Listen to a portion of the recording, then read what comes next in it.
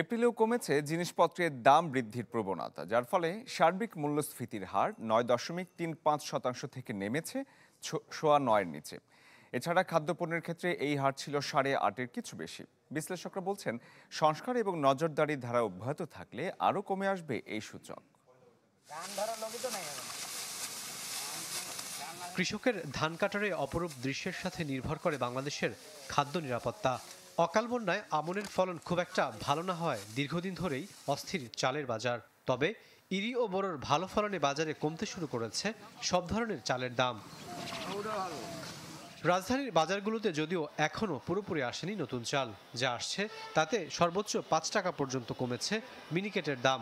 ২৮ কিংবা মোটা চালের বাজারেও দাম কমার কথা জানালেন খুচরা বিক্রেতারা। তবে ভরা মৌসুমে ক্রেতাদের স্বস্তি দিতে মিলারদের দৌরাত্ম্য কমানোর উপর জোর দেওয়ার তাগিদ দিলেন চাল ব্যবসায়ীরা।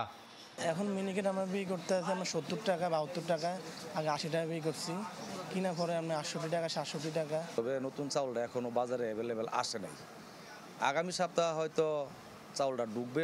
বড় বড় রাইস মিলে যদি চাল মজুদ না করতে পারে, সরকার যদি খেয়াল রাখে, তাহলে চালের দাম স্থিতিশীল রাখা সম্ভব। চালের পাশাপাশি কিছুটা কমেছে সবজির দরও। দুই একটি বাদে অধিকাংশই বিক্রি হচ্ছে ৬০ থেকে ৭০ টাকা কেজিতে। মনে করেন যে আজকে ৫০০ টাকা নিয়ে আসছি, ৫০০ টাকা তো হবে না, কিছু ১৫০ টাকা দিয়ে হচ্ছে আপনার ৩০০ টাকা দিয়ে মুরগিই নিচ্ছি। সব মিলে দেখা যাচ্ছে আগের তুলনামূলক মোটামুটি ভালোই দাম কমতেছে, আর কাস্টমারও কেনাকাটা করছে। শসার দাম কমছে ৭০ টাকা কেজি, লাভ একটা গত সপ্তাহ ছিল ৮০, এই সপ্তাহ ৭০ টাকা। সবকিছু ক্ষয় কমাতের ভিতরে আছে। রমজান জুড়ে নিত্যপণ্যের বাজারে স্বস্তিকর অবস্থার প্রতিফলন কিছুটা পড়েছে এপ্রিলের সার্বিক মূল্যস্ফীতিতে। মাসের ব্যবধানে ৯.৩৫% থেকে যা নেমেছে ৯.৫-এর নিচে। এছাড়া কমেছে খাদ্য মূল্যস্ফীতির হারও। এই প্রবণতা অব্যাহত রাখতে সংস্কার ও নজরদারি চালু রাখার পরামর্শ দিয়েছেন এই বিশ্লেষক। যে ম্যাক্রো ইকোনমিক স্টেবিলিটি, যেটা আমরা আসলে অনেক কষ্টে অর্জন করেছিলাম গত কয়েক মাস ধরে, যে আমরা যে একটা সংকোচনমূলক মুদ্রানীতি এবং উচ্চ সুদের হারে একটা বাজার নিয়ন্ত্রণ করার চেষ্টা, এবং একই সঙ্গে বাজার ব্যবস্থাপনার ক্ষেত্রেও আমরা কিছুটা ইতিবাচক সিদ্ধান্ত নিয়েছি।